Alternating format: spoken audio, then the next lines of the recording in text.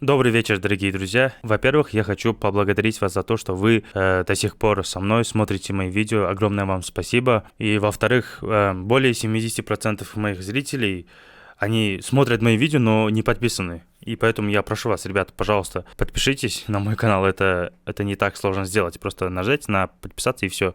Ну и если у вас сегодня хорошее настроение, можете и лайк поставить, в принципе, и написать комментарий, да. А еще не забывайте про вот этот VPN. Это людям из России, потому что сейчас в России какие-то проблемы с YouTube, я так понял, поэтому этот VPN, он стоит недорого, поэтому, да, покупайтесь и пользуйтесь. И давайте продолжим. Привет, меня зовут Сэм Джонсон, и я учитель по вокалу. Если вы хотите узнать обо мне или записаться ко мне на урок, то посетите вот этот сайт. И я буду делать реакцию на Димаша с песней SOS.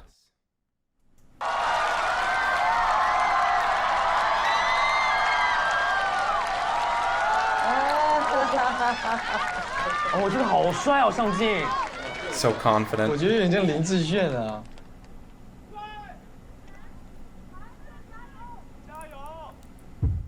По его лицу понятно, что он знает, что сейчас он сделает что-то невероятное.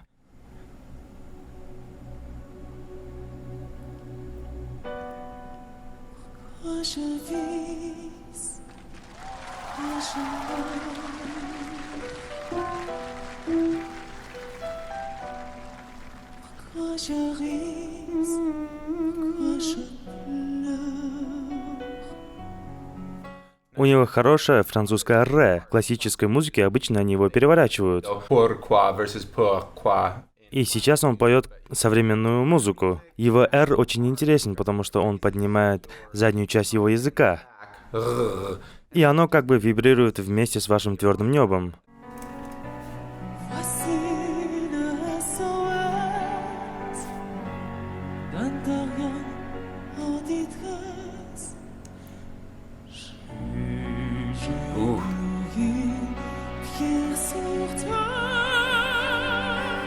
Круто! Он начинает внизу. Это очень большой звук. И потом он начинает идти вверх.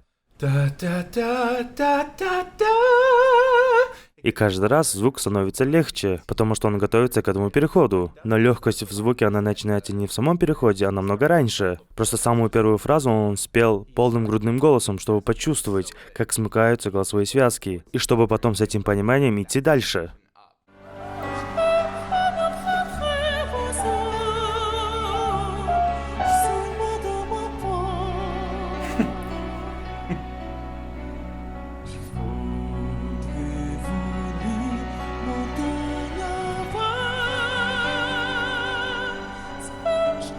Он контратенор.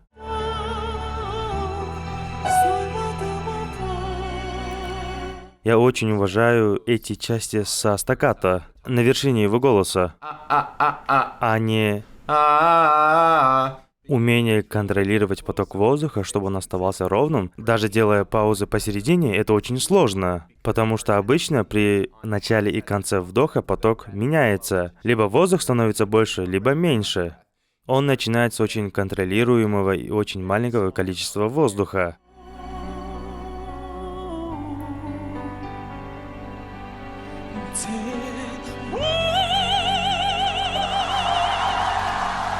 Он спел эту ноту как женская оперная певица, где звук как бы расположен намного сзади. Звук очень круглый, и он настроен под основную гармонию. Я довольно-таки уверен, потому как это все звучит. Звук не подстроен под вторую или третью гармонию, как это сделали бы в миксте. И именно поэтому у звука нет очень много энергии на самом-самом-самом верху. Звучит немного пустовато. И это отличная стратегия. Не зря же так делают. Получается более округленный звук.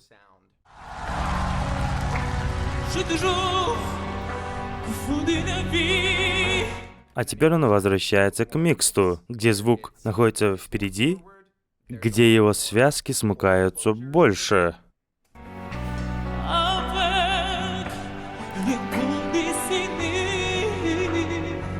И поэтому это звучит не так воздушно, как раньше.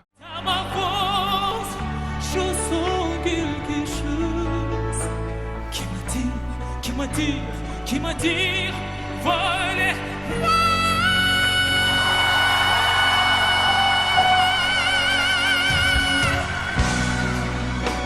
Au retour de l'hiver,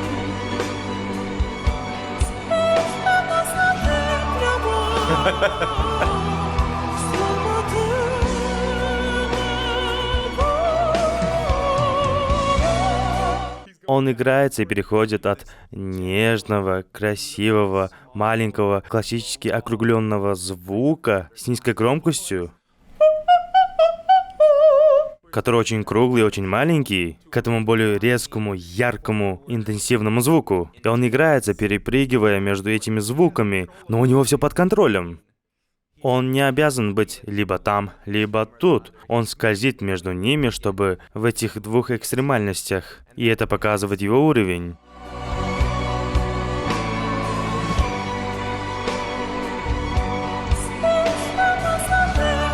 I love that sound.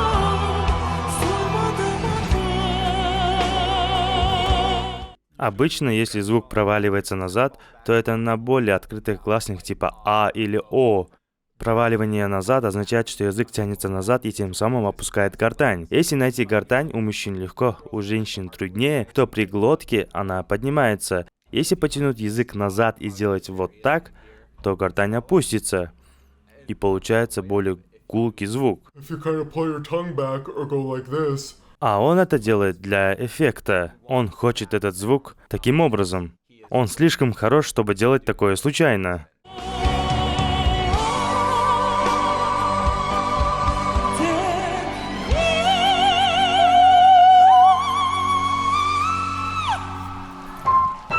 Прямо до ми?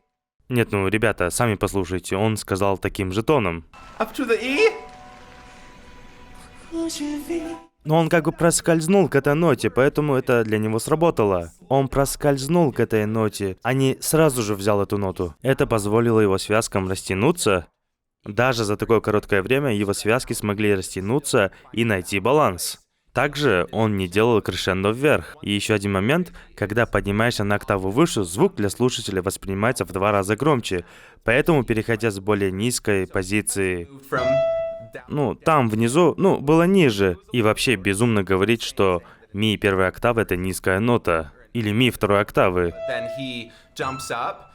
И звук, который вы слышите, тоже как бы удваивается. На 100%. И Димаш компенсирует этот рост громкости, уменьшая подачу звука. Как будто он делает диминуэндо на подъеме звука. А также с помощью этого глиссандо он делает эту верхнюю ноту очень легкой, плавной и красивой.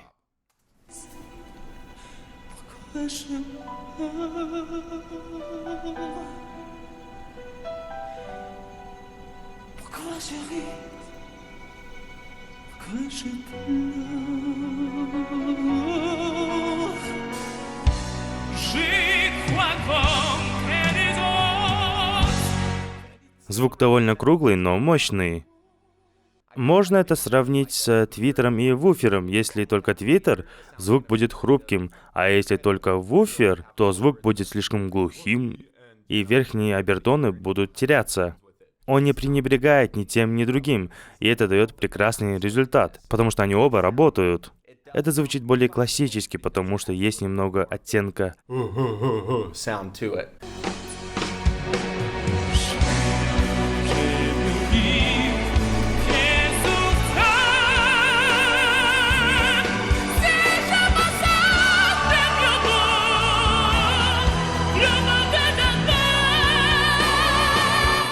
Отлично. На слове «хо» вы видите, насколько широко он раскрывает рот. И произнести чистое «о» на «ре» второй октавы в сильном миксте почти невозможно. Вот прям очень сильном миксте, если вы прям упираетесь на этот микс так же сильно, как Димаш, этому звуку будет очень сложно быть таким круглым, поэтому Димаш раскрывает рот. Нота достаточно высокая, и он должен. Это единственный способ ему спеть такую ноту.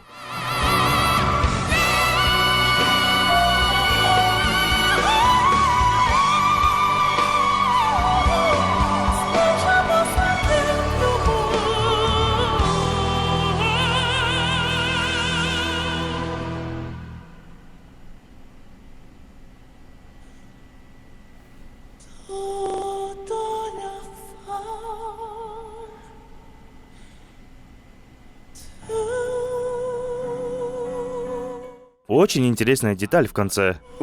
А потом он опирается на нее. На слове «анфа» обычно поют носом. И я люблю назальные звуки, потому что они помогают найти лучшее смыкание связок. Но здесь он не хотел смыкания, он пел на придыхание для эффекта. Если бы он спел вот так,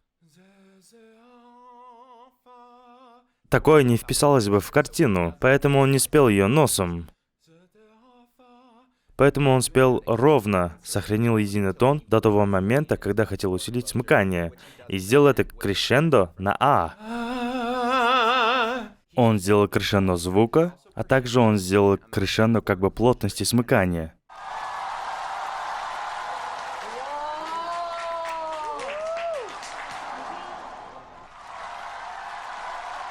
Да, этот парень рок-звезда.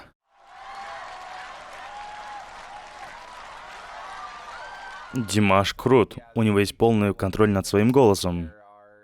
Мало что можно сказать о том, что он делает неправильно. Потому что все, что он делал как бы неправильно, звучат, как будто он делал это специально. И все он это делал правильным образом. Нельзя петь так, как он, неправильным образом, понимаете? Эти экстремальности его голоса, допустим, его высокие ноты, и петь так тихо эти высокие ноты, а потом обратно громко, и использовать все краски голоса между всем этим, вы не сможете все это сделать, если вы делаете это неправильно или плохо. Его пение — это доказательство того, что он поет эффективно. У него все стабильно. Во время прослушивания мы же не сомневались в том, что он возьмет какую-либо ноту. Он просто все делает и берет. И благодаря всему этому зритель может просто расслабиться и слушать историю. Мы можем просто сесть и сказать: «Боже мой, он так хорош! Что происходит? Что он говорит? Я так вовлечен в историю. И теперь вы мне рассказываете историю, потому что он хороший рассказыватель истории». Самая важная часть пения — это рассказывать историю. И мы можем сконцентрироваться на истории, чем на технике, как я сделал в этом видео. Ну а я делаю это, потому что это моя работа. И именно из-за его техники он делает то, что ему вздумается. И именно поэтому все люди, все зрители в его руках. Он может заставить всю аудиторию думать только об истории, чем о технике. И я думаю, что это победа. Спасибо всем за просмотр. На этом реакция заканчивается, и мой перевод очень технический. Кстати говоря, всем большое спасибо за просмотр и прослушивание этого перевода. И всем пока.